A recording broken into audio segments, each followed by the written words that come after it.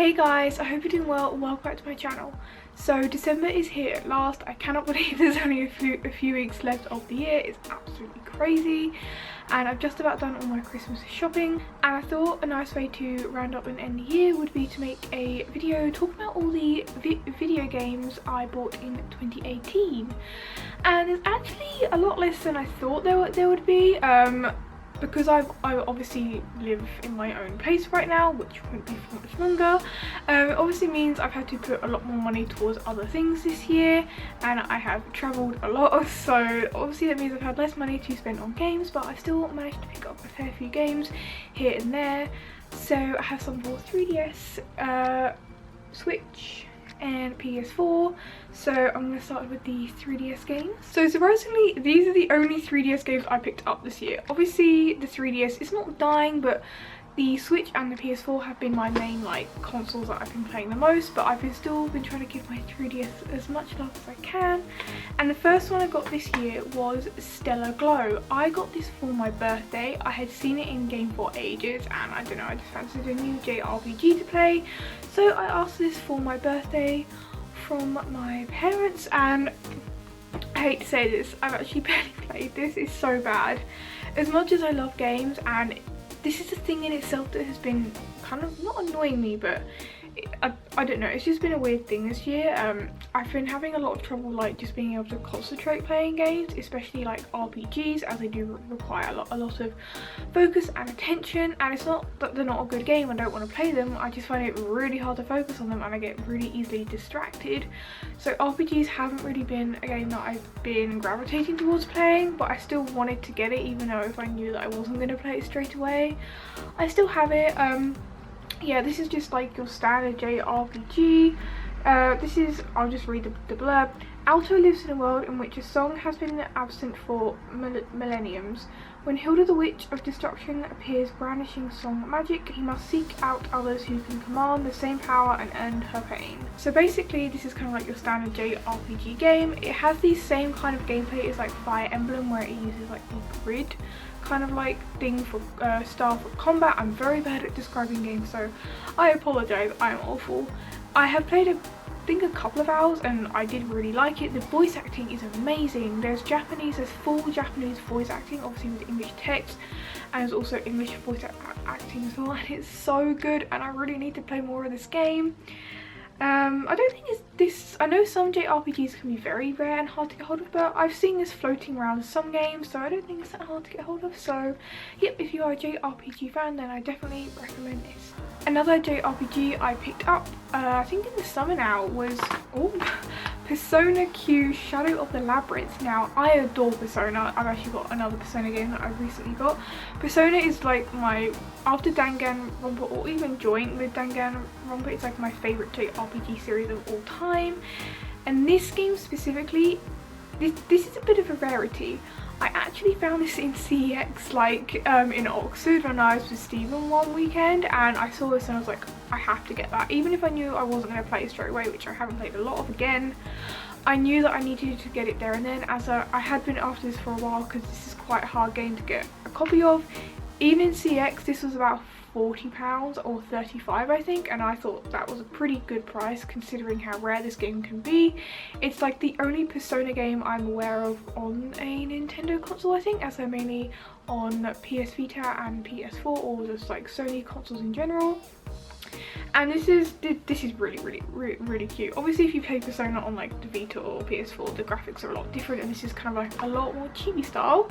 But it stars the characters in Personas 3 and 4, which I love. I've played some of Persona 4 and Persona 4 Dancing All Night, and I love all the characters, so it's all good. And this kind of takes place in a high school, and yeah, I need to play more of this because it is really good.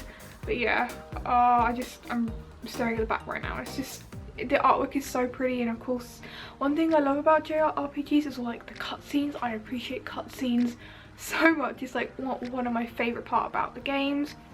And yeah, if you are a Persona fan and if you can hunt this game down, it's definitely worth paying a bit more for. Another 3DS game I got at the beginning of this year, I think, was Detective Pikachu. I love the yellow cases. so cool. This was quite a big one for Pokemon fans, and I wasn't actually going to pick it up straight away. For some reason I was just like, nah, I don't need that. But then come the day after, he was like, I cannot resist anymore, I need to buy this game. And I haven't finished it yet, but I've played a fair bit of it. Honestly, I have mixed opinions about this game. I love detective games. I love Professor Layton. I love, like, that's what one of my, apart from Animal Crossing, like Pokemon, that's another of my favourite gaming series of all time. I love the puzzles and all that side of it. I don't know. There was something about this game that I didn't enjoy so much. I found it to be sometimes a bit repetitive, and especially in like one of the cases, I don't know, I just couldn't seem to work out or do the right thing to move on, and it just drove me insane, and I got quite bored of having to do the same actions over and over again. I don't mind there being a lot of text, but it is a very text heavy game, and I don't know, maybe I've not gotten far enough into the game, but I've not really enjoyed this style of gameplay as much as I thought I would. I really love the concept of the game, and I'm very excited for the film next year. Who knows, hopefully if I get more into this game I might enjoy it more. But yeah, leave your thoughts about this game down below, because currently I'm a bit on the fence with it. And the last 3DS game I picked up was WarioWare Gold. Another series you probably don't know that I love is WarioWare. Now, if you don't know what WarioWare is, there have been quite a few games dating back to the Game Boy and the Wii and the DS, and I've got more. Me and my brother both really love this series, and basically it stars Wario and a bunch of his other friends. And it's basically a game which has a bunch of mini games in it, and yeah, there's just lots of mini games. It's just a game full of mini games. How many times am I going to say that word? It sounds boring from the premise, but trust me, there's often like little spins put on each of the games, and there's different modes you can play to kind of like switch up how you play the game. And the main premise with this one on the 3DS is that there's different ways that you can play the game. So you can either use a touchscreen, you can use the buttons, or with this one you can also blow into the microphone, or you can turn it as well. So it's kind of like incorporating everything from the Game Boy and the Wii games and the DS ones, which I think is pretty cool. I really love like the cute cutscenes, the colourful characters. Ashley is like my favourite one. Ashley is definitely my favourite character from this series, and it's just like a nice fun game to play on the side if you don't want like some super heavy like RPG, which, as I said, have been struggling to play those this year. So this game has been a really nice game to play on things like train trips and short journeys like that. And next up we're going to talk about the Nintendo Switch games that I purchased this year.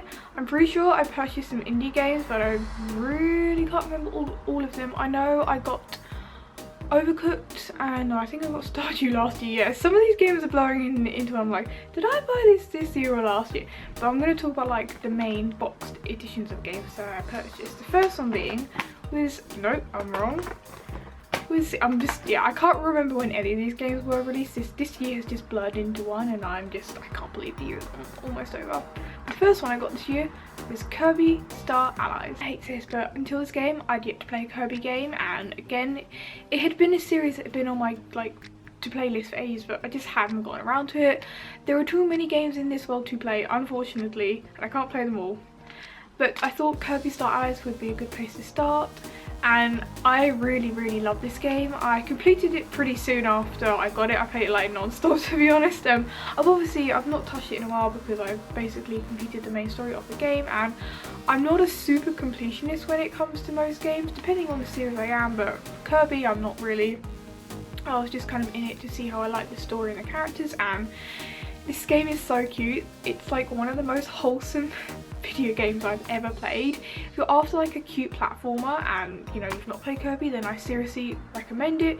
The main thing with this game is the whole turn your friends into allies in this heartwarming adventure, as it says on the box, and you can basically make friends with enemies, and you can use them to help you out in the game, and it's just really cute. It's really cute seeing all the different like abilities that you and your friends come up with. All the different levels and worlds are really fun and unique, and it's just a really good all-round platformer game. Another platform style game I got, which I already owned on the Wii U, so I'd already basically played this, but I had to get it coming out on Switch because I knew it was going to be way better to play on Switch, and it had been a while since I played it. And actually Steven also got this too, and he really likes it as well, and that is Captain Toad Treasure Tracker. Oh, Captain Toad is very Captain Toad is very near and dear to my heart. He is one of my favourite like Mario characters ever, and I especially love him in his Captain Toad form with his little light on his head.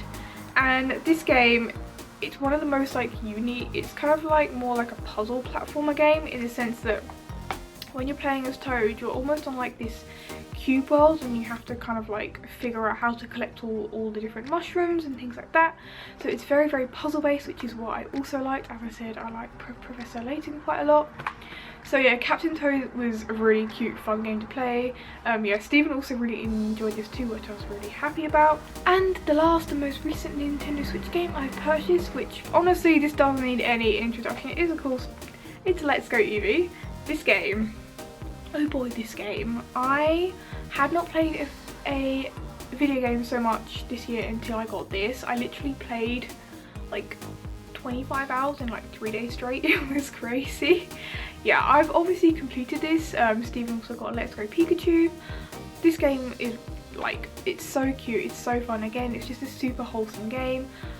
I could go on and on about what I think about this game and my kind of review and opinion, but I want to save that for a video with Stephen, as I think it would be really good to discuss it with him, as I'm kind of bad at discussing game reviews on my own. I find it quite hard, and I think it would be cool to bounce like opinions with somebody else. I do really like this game. I have some mixed views on it. If you've watched any other YouTubers reviews about this game, then you'll probably already guess what I'm going to say. But yeah, what I'm going to say is, if you are into Pokemon Go, if you've got like, I don't know, like a young son or daughter and you want to get them into Pokemon, or you know, you just want a cute new Pokemon game to play for yourself this Christmas, then this is definitely worth it. Also, you can get like the Pokeball Plus. That's really another really cute thing.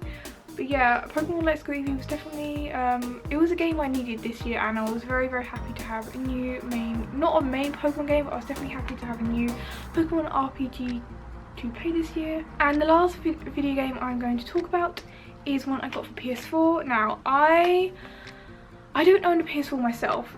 Stephen actually got a PS4 this year, and I finally meant I could buy PS4 games myself. Like, oh my god, I don't know why I hadn't bought a PS4 to be honest, but if Stephen hadn't got one, then I definitely would have purchased one this year. But obviously, seeing as I'm moving into his, there's no need for me to buy one too, so I'm just gonna have to be patient until I go back to his this week so I can play it.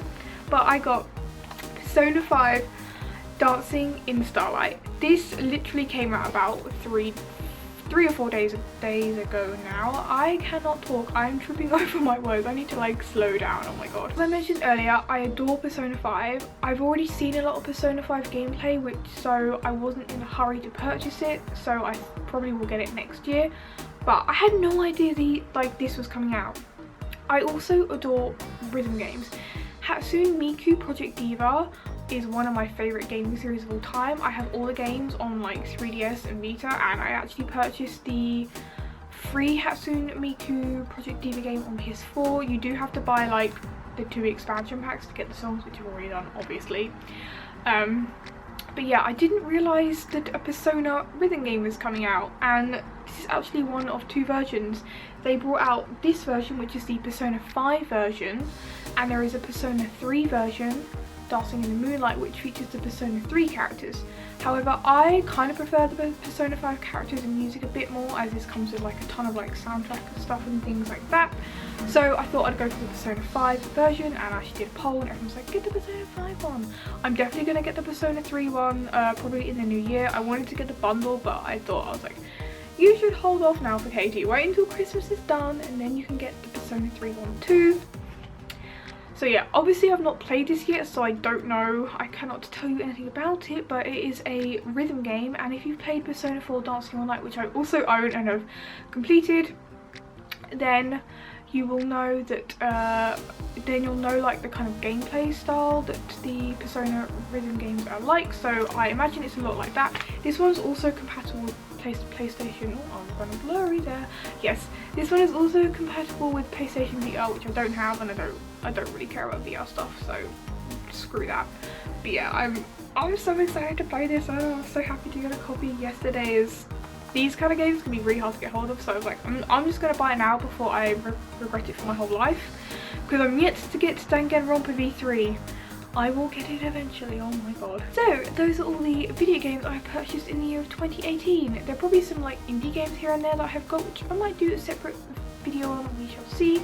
But those are all like the main box games I purchased, and I thought it would be fun to like give a little rundown of the ones I've got this year and give you a little overview if you're like trying to get some games for people for Christmas or things like that.